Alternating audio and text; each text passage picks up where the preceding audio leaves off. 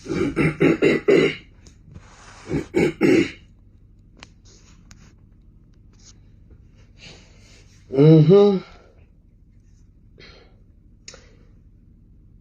Uganda nyina weda chikanga bilizoka mbesewe kaniwano ka breaking news kaba security ya His Excellency ngenda kwangwa yangu wanyina wa zirange wendaga nyina ka breaking news kano mu nsasire abagendo gende Masaka aba security n'aba foot soldiers mwenna ne His Excellency yennyini ng'ovudde ku biri bye tugambye bya Honorable Waiswa Mufumbiro ne bya Honorable Senyonyi His Excellency Kyagulanyi bateze engatto ze ya we banajjiramu engatto mu kusaala akatwa ke bagenda oteeka mu ngatto bakawadde Frank Baine RDC bagenda ku making sure kasite tondo litonyako bwiriti mu ngatto za His Excellency awedde okusinza bwe boogedde akatwa bakajja Myanima akacupa akasembayo obutini ka $7 7.2 era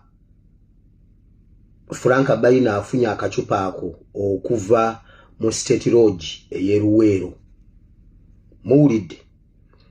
ba foot soldiers security ya His Excellency bwana abayo okusaala His Excellency bajjamu engatto wabere wazikwata owaffe omwesigwa muwulidde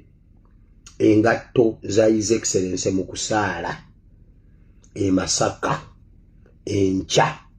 Frank Baine yatutte akacupa senga bakatonyezaamu bagambye leero lwe balina lwe lusembayo bwe balemwa ali babalemye wabula bakakasiza nti bagenda kumufuna mu ngatto bajja kuteeka mu ngatto ze so His Excellency wogenda okulinnya ng'ogyemu engatto wogenda okutuula wansi nga musaala tokkiriza kuwa kifo kyo nga kikyo tuula mu kibadde eky'omulala tokkiriza ate engatto za His Excellency bwazijjamu ba foot soldiers mu making sure nti eriiso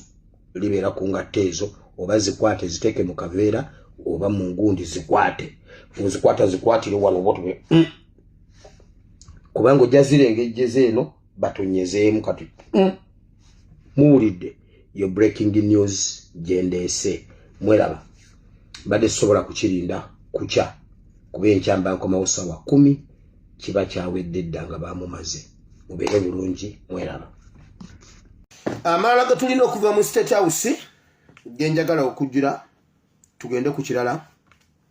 abasawo ba Museveni bamukakasizza nti oludda luno lwa kkono omukono n'oludda bitandise okufa naavu zifudde era tezisobola kuddamu kulama babadde balina advice ze bamuwa ku bulumi bwawulira n'embeera gye yeewulira ne bamugamba olwo oludda lutandise okufiira ddala ate buli ekifa era amagezi ge bamugambye ne bwagamba nti oba agenda US oba agenda Canada oba agenda wa tekirina solution oludda olwa kkono lutandise okufa awatali ku bujjanjabi bwonna talina kitu waliwo alternative then ne bamugamba ekyomu kubanga eddagala lya energy babadde bakimubuulira dda bamugambye ate ekyo nakyo kyabulabe nnyo nnyo so aleyo naye ali mu maziga